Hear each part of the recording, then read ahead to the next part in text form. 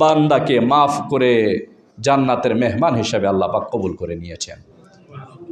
শুধু এতটুকু নয়, আপনার আমার নবীকে আল্লাহ পাক জানিয়ে দিয়েছেন যে হে আমার হাবিব, এই ছোট্ট একটা নেক আমলের উসিলায় আমি একজন বান্দাকে মাফ করে দিয়েছি।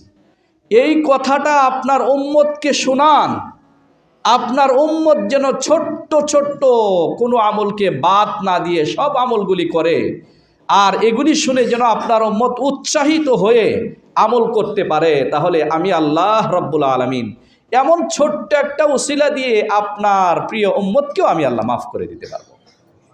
এই জন্য উম্মতকে মোহাব্বতের সাথে এই কথা শোনাইছেন নবীর মাধ্যমে আমাদেরকে, যেন উম্মত উৎসাহিত হয়ে এই কাজ করতে পারে।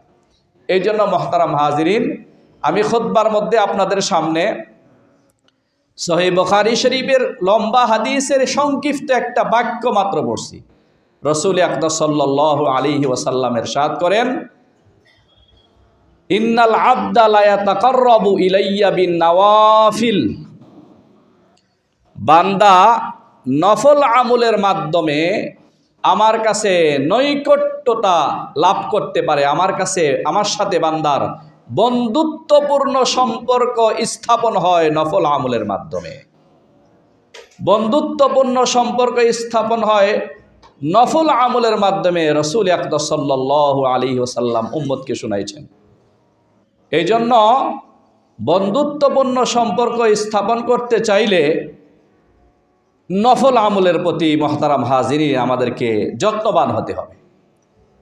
ফরজ আমল আল্লাহ পাক যা দিয়েছেন এটা তো ফরজ করতেই হবে, কিন্তু সাথে সাথে কিছু নফল আমলও করতে হবে। দুই কারণে, একটা হলো এই হাদিসে আল্লাহ নবী বলেছেন নফল আমলের মাধ্যমে বান্দার সাথে আমার বন্ধুত্বপূর্ণ সম্পর্ক স্থাপন হয়, বান্দা আমার আপন হয়ে যায় নফল আমলের মাধ্যমে। আর একটা হলো হাসরের ময়দানে ফরজ আমলের মধ্যে যদি কোনো ঘাটতি হয়, আল্লাহ পাক বান্দার সহজভাবে মাফ করে দেওয়ার জন্য ফেরেশতাকে বলবেন, উনজুরু, দেখো, হাল্লি আবদি মিন তাতাব্বুইন, আমার বান্দার নফল কোনো আমল আছে কিনা।